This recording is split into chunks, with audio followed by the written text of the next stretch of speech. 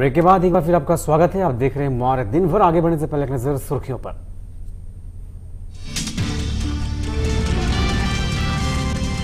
कांग्रेस प्रवक्ता मनीष तिवारी का बयान, इंडिया अगेंस्ट करप्शन है बीजेपी की बी टीम, बीजेपी काट रही है झूठ की फसल। इंडिया अगेंस्ट करप्शन के सदस्य अंजलि दमानिया पर लगे आरोपों की होगी जांच, अरविंद केजरीवाल का बयान, आरोप साबित होने पर पार्टी से निकाली जाएंगी दमानिया। मार्कंडेय काटजू ने बिहार सरकार पर साधा निशाना, कहा सूबे की जनता का सरकार से मोहभंग, विपक्ष ने किया बयान का समर्थन। जोहार यात्रा के चौथे दिन अर्जुन मुंडा पहुंचे चाईबासा, ई डिस्ट्रिक्ट के बजाय ई नागरिक के कॉन्सेप्ट को बढ़ावा देने को बताया जरूरत। पटना मेयर के खिलाफ एकजुट हुए पार्षद, मेयर को हटाने के लिए 37 पार्षदों ने नगर विकास विभाग को लिखा पत्र, लगाया धमकाने का आरोप। और आज नवरात्र का चौथा दिन, देवी के चौथे रूप कुष्मांडा की हो रही है पूजा।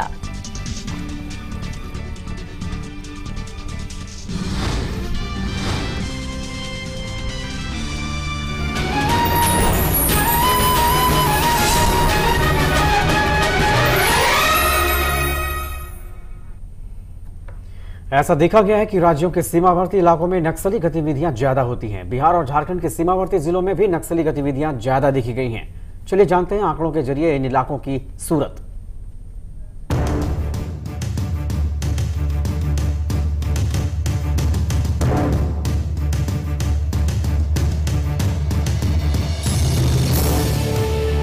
सीआरपीएफ की 159वीं बटालियन के जवान गया में डुमरिया के बरहा गांव में नक्सली विरोधी अभियान में जुटे थे कि बारूदी सुरंग का विस्फोट हुआ, वाहन के परखच्चे उड़ गए।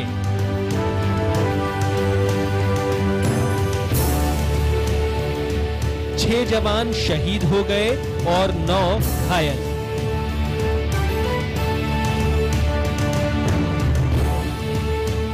दो साल पहले लगभग इसी वक्त में लखीसराय का गजरा कांड हुआ था।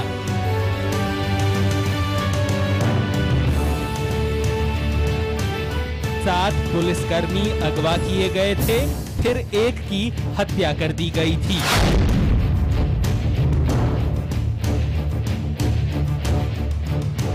नक्सली वारदात जब भी होती है, पुरानी वारदातों की याद दिला जाती है, आंकड़ों की तुलना शुरू हो जाती है। चलिए आंकड़ों की ही बात करते हैं। बिहार में 40 पुलिस जिला के अंतर्गत कुल 810 थाने हैं। इनमें नक्सल एवं निजी सेना के प्रभाव क्षेत्र में आने वाले थानों की संख्या 264 मानी जाती है, यानी कुल थानों का लगभग 1/3। इनमें से ज्यादातर थाने झारखंड के सीमावर्ती जिलों में हैं। गया में 32 में से 28, औरंगाबाद के 27 में 25, रोहतास के 27 में 18, नवादा के 18 में 13, भभुआ के 16 में 11 थाने नक्सल प्रभावित श्रेणी में गिने जाते हैं। ऐसा देखा गया है कि राज्य की सीमाओं पर नक्सली कुछ ज्यादा ही सक्रिय होते हैं। सीमा को लांघकर अब जरा पड़ोस की बात करें और झारखंड के सीमावर्ती जिलों के आंकड़े देखें। हजारीबाग के 18 में 17, चतरा के 9 में से 9, पलामू के 21 में 18, गढ़वा के 8 में से 6 थाने नक्सल प्रभावित हैं। ये संख्या है जिसमें लगातार बढ़ोतरी हो रही है। क्यों हो रही है बढ़ोतरी? कहां रह रही है चूक? नक्सलवाद से निपटने में हम कहां रह जा रहे हैं नाकाम? नक्सली समस्या पर हमने सख्ती का रास्ता अपनाया, बातचीत की भी कोशिश की, विकास के फॉर्मूलों को भी उन इलाकों में पसारने की कोशिश की जहां ये समस्याएं हैं। फिर क्यों नहीं निकलता समाधान?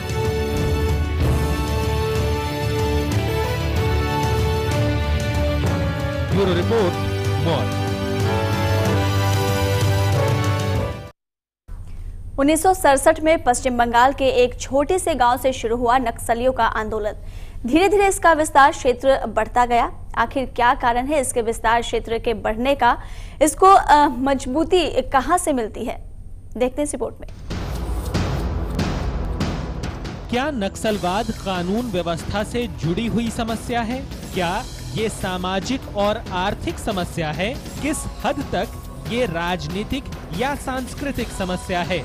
1967 में बंगाल के दार्जिलिंग जिले के एक गांव नक्सलबाड़ी में किसानों और सरकार के बीच एक सशस्त्र संघर्ष शुरू हुआ। भारतीय कम्युनिस्ट पार्टी के नेता चारू मजूमदार और कानू सान्याल के नेतृत्व में इसने आंदोलन के रूप में अपनी शुरुआती शक्ल अख्तियार की। मार्क्स, लेनिन और माओ तीनों के विचारों ने इस नई विचारधारा को पोषित किया। कुछ ही समय में नक्सलवादी बंगाल से बिहार, उड़ीसा, मध्य प्रदेश और आंध्र प्रदेश तक फैल गए। एक विचारधारा से अनेक धाराएं फूटती गईं। सीपीआई से फूटकर सीपीएम निकला, फिर उससे अलग होकर सीपीआई-एमएल निकला। इसके बाद भी कई धाराएं खंड खंड होती गईं। आज कई नक्सली संगठन वैधानिक रूप से राजनीतिक पार्टियां बन गई हैं, संसदीय चुनावों में भाग लेती हैं, लेकिन कई संगठन आज भी भूमिगत रूप से या फिर प्रत्यक्ष रूप से हिंसा का रास्ता अख्तियार करते हैं। बताया जाता है कि इनके अपने खुफिया तंत्र हैं, इनका अपना आर्थिक तंत्र है। भारत के बाहर से भी इनकी फंडिंग होने की बातें सामने आती रही हैं।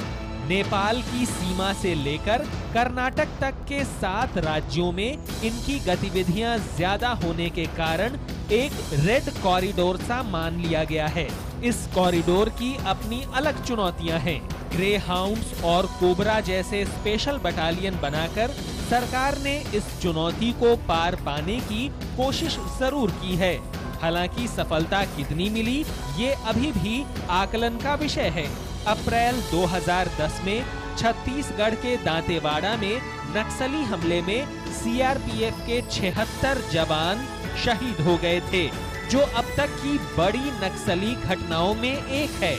इसके बाद छत्तीसगढ़ में हमने और फोर्स भेजे, चौकसी बढ़ा दी, लेकिन बहस जारी है। मन में संशय बरकरार है। सवाल अब भी बना हुआ है कि क्या नक्सली चुनौती से निपटने के लिए हमारा कदम सही है, क्योंकि यहाँ सवाल किसी बाहरी का नहीं है, अपनों का है। भारत में पलते एक और भारत का है। ब्यूरो रिपोर्ट, मौन।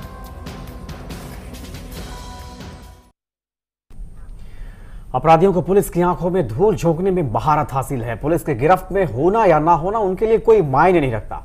मुंगेर में जेल के अंदर से अपराधियों ने पुलिस को खूब झकाया। मुंगेर मंडल कारा पर छापेमारी, कई मोबाइल फोन बरामद, नशे का सामान भी बरामद, 14 मोबाइल, 20 सिम कार्ड, 10,850 रुपए। इन सब सामानों को देख आप ये ना समझें कि ये लूट का सामान है जो पुलिस ने बरामद किया है। दरअसल ये सामान मुंगेर मंडल कारा में छापेमारी के दौरान बरामद किए गए हैं। इसके अलावा भारी मात्रा में गुटखा, खैनी, गांजा, चिलम और चाकू भी बरामद किए गए हैं। इसमें 14 चार्जर, 14 मोबाइल फोन, 19 चार्जर और 20 अलग से सिम बरामद किए गए हैं। साथ ही 2 दर्जन से अधिक खैनी का पुड़िया, लगभग 250 ग्राम गांजा और बहुत बड़े पैमाने पर गुटखा का पुड़िया बरामद हुआ है। और नकदी कितना है? नकदी 10,865 रुपया बरामद हुआ है। मुंगेर के डीएम के नेतृत्व में हुई छापेमारी के बाद बरामद इन सारे सामानों को देखकर पुलिस प्रशासन की नींद उड़ गई है और अब वो इस तैयारी में जुटे हैं कि कैसे इस पर नकेल कसा जा सके ताकि जेल में ये सामान दोबारा कभी ना पहुंचे। इसमें आज इस संबंध में गहन विचार विमर्श हुआ। जिलाधिकारी भी थे, एसपी साहब भी थे और उसमें हम लोग इसी निष्कर्ष पर पहुंचे हैं कि जो लोग कोर्ट में पेशी के लिए जाते हैं और पेशी के दौरान जब वापस आते हैं उसी दौरान शायद ये सामानें अंदर आती हैं। इसके लिए विशेष व्यवस्था की जा रही है और जो भी इसमें जिनकी भी संलिप्तता है उन्हें चिन्हित किया जा रहा है, उन पर कार्रवाई भी की। जेल से लगातार रंगदारी की मांग के बाद पुलिस प्रशासन की इस कार्रवाई ने इतना तो साबित कर दिया कि जेल में भी अपराधियों की सुख सुविधा की सारी व्यवस्थाएं होती हैं। अब देखना होगा कि पुलिस इस पर नकेल कसने में कामयाब हो पाएगी या ये महज एक रूटीन कार्रवाई बनकर रह जाएगी। कुमार गौरव के साथ सैफ, मुंगेर, मॉल। दुष्कर्म के एक और मामले ने पटना को हिलाकर रख दिया। एक 8 साल की बच्ची को उसके ही पड़ोसी ने अपनी हवस का शिकार बनाया। पटना पुलिस आपकी सेवा में सदैव तत्पर। बड़े शान से सीना ठोककर पटना पुलिस अपने लिए इस जुमले का इस्तेमाल करती है, लेकिन इस जुमले की सच्चाई शास्त्री नगर थाने की चौखट पर लाचार खड़ी इस मासूम बच्ची की निगाहें बयां कर रही हैं। इसकी आंखों में दहशत है, इसकी आंखों में दर्द है, इसकी आंखों में कैद है एक शैतान के दरिंदगी की पूरी दास्तान। महज 8 साल की इस लड़की ने इंसान के उस वहशी रूप को देख लिया जिसे सोचकर भी आप कांप उठेंगे। इंसान बना हैवान, शैतान के हवस का शिकार हुई बच्ची।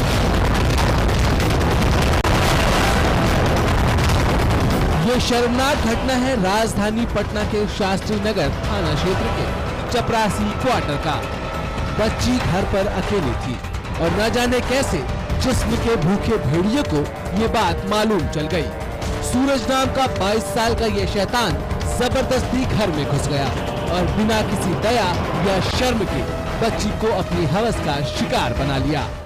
तो बच्ची के हमको बेइज्जत कर रहा है अकेले, माने केमारी पीटा, केमारी पीट के आ बच्ची हमारा आधा घंटा के बाद केमारी खोला, तो जगह केमारी खोला ना तो देवाला में ऐसे सटकल है। बस हमारे बच्ची डरे केमारी लगावे लगा। बस केमारी मरद से तो बच्चा आमदी अब मरद कितने से आ रहते नना केमारी रुके के बात है। भदा के दिखा हमारे बच्ची गिर गया, ओकरा बाद में गिर गया, घर में हेल के केमारी लगा दिया और उसको मुंह चाट के पेट खोल दिया।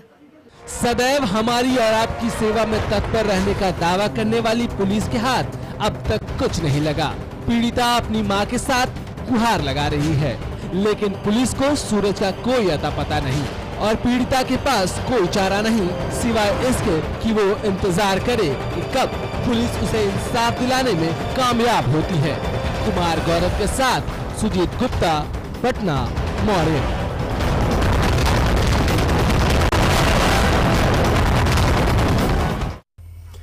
रांची का रिम्स सूबे का सबसे बड़ा अस्पताल है। मरीजों का तांता लगा रहता है, सुविधाओं की भी कमी नहीं है, लेकिन रोना इस बात का है कि डॉक्टर्स पलायन करने को मजबूर हैं। वजह यह कि वेतन नहीं मिल रहा।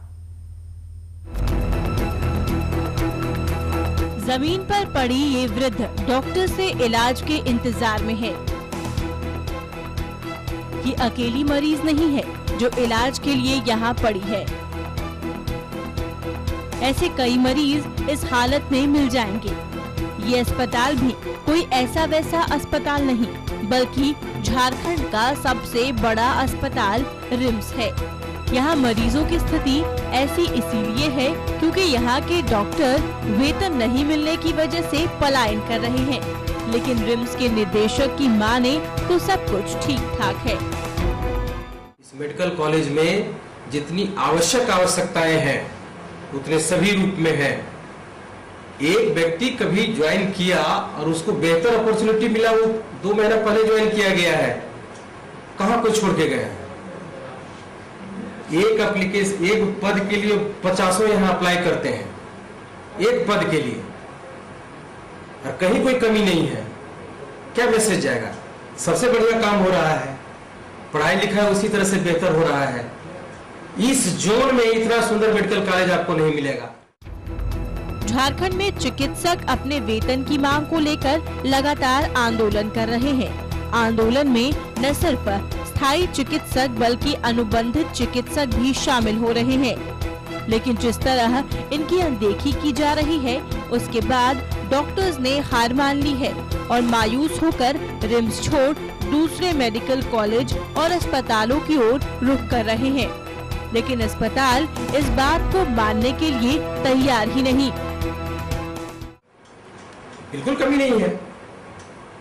जो कमी है वो सुपर स्पेशलिटी के लिए, जिसको मैं खोलूंगा, तो उसके लिए manpower, civil construction, machine, तीनों को एक साथ करना है। डेंटल कॉलेज ये खुला नहीं है, मैं खोलने की प्रक्रिया में हूं, तो सब होगा। मान लेते हैं आज डेंटल कॉलेज में है तो खुलेगा तब न, तीनों होगा तब खुलेगा भाई। रिम्स अपनी कार्यशैली को लेकर हमेशा से ही विवादों में रहा है। सूबे का सबसे बड़ा अस्पताल होने के कारण मरीजों की संख्या में कोई कमी नहीं है। ऐसे में चिकित्सकों का पलायन राज्य सरकार के लिए एक बड़ी चुनौती बन गया है।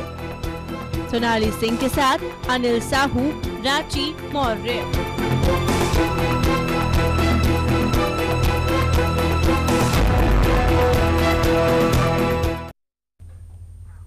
वक्त है छोटे से ब्रेक का, जल्द लौटते हैं।